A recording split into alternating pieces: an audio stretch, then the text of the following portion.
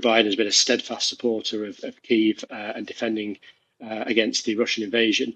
By contrast, Donald Trump wants, or at least publicly says, he wants the war to come to an end very quickly, which I think most people assumes he will grant Vladimir Putin some Ukrainian territory. Every Thursday, we head to the US to find out what's happening in Washington. Alistair Dawber is the Washington correspondent of the Times and the Sunday Times, and he joins me now. Hello, Alistair. Hi, Hugo. Good morning. Well, good morning to you. Good afternoon. Good afternoon. Good afternoon for us. You know, it's complicated. This morning, we heard that the Republicans are projected to keep the House of Representatives. This makes a big difference for Donald Trump, right? It's a major source of power. Yeah, because not only will he have a majority of Republicans in the House of Representatives, he's obviously got the White House, having won the presidential election last week, and the Republicans also now control the Senate too. So that gives Donald Trump the legislature and the executive in order to push through his agenda. There are still some constraints on him. Some bills need what they call supermajorities in the Senate, but having this trifecta, as they call it, of these three bases of power will allow Trump, I think, to enact his agenda much more easily. Come up with much less resistance to his what he calls his America First agenda. Sure. Yeah. And look, we've also obviously been talking a lot about the various nominees he's got to fill roles in his administration. His most surprising pick yet probably is the former Republican Congressman Matt Gaetz, who will be his choice for Attorney General. Gaetz has announced he's leaving the House to take up that role a few days before he was expected to be criticised by a House Ethics Committee into allegations he was involved in sex trafficking. Alistair, what's the response been to Matt Gaetz in Washington? Because it seems like it's been pretty astonished and wide-eyed. Yeah, I think jaws have been dropping across this city. Matt Gaetz is a self-styled firebrand Republican from Florida. You go to very few Trump rallies across the country where Matt Gaetz isn't on the stage as a warm-up act, really getting the crowd going with his particular brand of politics. He is a lawyer, which I suppose is a start to be Attorney General, but I think his main qualification is the fact that he's an utter and complete ultra-loyalist to Donald Trump. You will not find anyone who is more loyal to the Trump agenda than Matt Gaetz. The Attorney General job, of course, is crucial in this administration. Donald Trump still has the sort of pesky problem of all these federal charges he faces, which as Attorney General, Matt Gaetz can make go away. And as you say there, by resigning last night from Congress, this report into his conduct probably now won't be published. Of course, he was under investigation by the DOJ, the very department he's now been nominated to run. Having said all that, there were even Republican voices last night from the Senate saying that he may well struggle to get confirmed. And I think he faces a bit of an uphill battle, even to persuade Republicans, every Republican in the Senate, that he is qualified to be Attorney General. How likely is it, do you think, that he actually ends up in the job? Because, as you say, he's got to go through various approval processes first. That's right. The Senate has to approve most cabinet level jobs. There are anonymous Republican senators briefing the US media this morning saying that they all struggled to vote for Matt Gaetz. We'll have to wait and see. The Senate now has a very loyal Trump acolyte as the majority leader, Republican majority leader. Donald Trump will try and railroad through some of his selections, and there's already talk to the Senate about the possibility of what they call recess approvals. That's a rubber stamp where it doesn't go to a vote of the full chamber.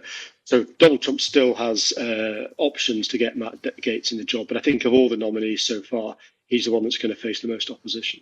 Other big names looming up are Tulsi Gabbard and Marco Rubio. Remind us who they are and what they're going to be doing.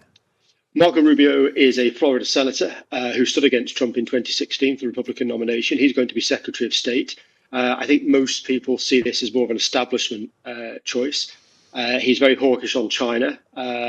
He's changed his tune somewhat in recent months over Ukraine. He was a full-blooded supporter of Ukraine's defense some time ago. Now talks about the war having to come to an end, again, pretty much in tune with what Donald Trump has said.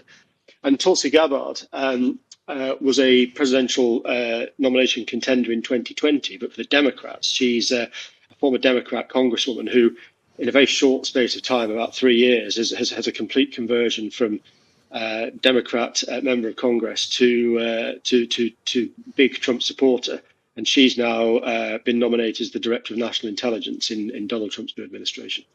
These latest announcements, they follow Presidents Biden and Trump coming together at the Oval Office yesterday for a transition meeting, something that Trump, of course, didn't offer Biden 4 years ago. Yeah. We can hear a little bit of that now.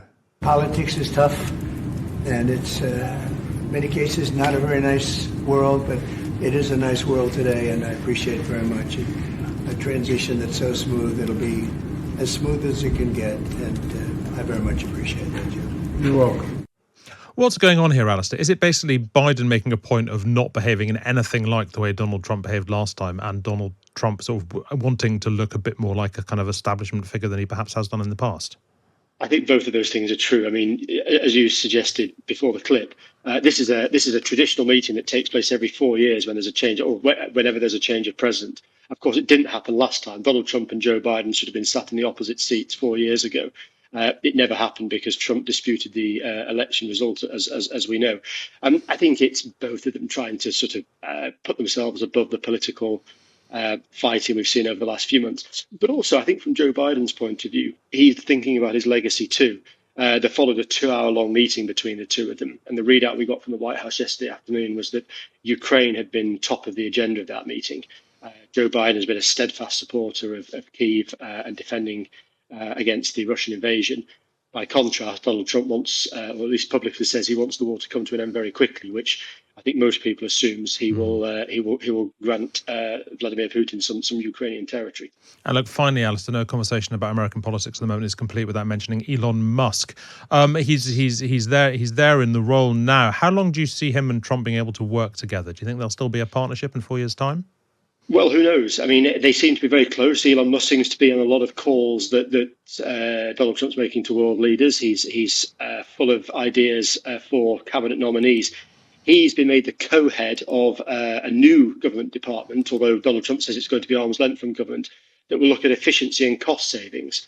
I mean, it's sort of oddly appropriate that a body that looks at efficiencies has two co-heads, but he's going to do that with Vivek Ramaswamy, an Ohio businessman who stood for the Republican nomination. I think the job is to cut a lot of government spending, to get rid of a lot of civil servants, but one thing that Elon Musk has, a very dominant personality, and we know that that's something that Donald Trump has not enjoyed, having to share the limelight with people in the past. And whether it lasts 4 years, whether it lasts 4 months, who knows? We'll have to wait and see. Alistair Dawber, thank you very much. Alistair is, of course, the Washington correspondent of the Times and Sunday Times, and we speak every Thursday.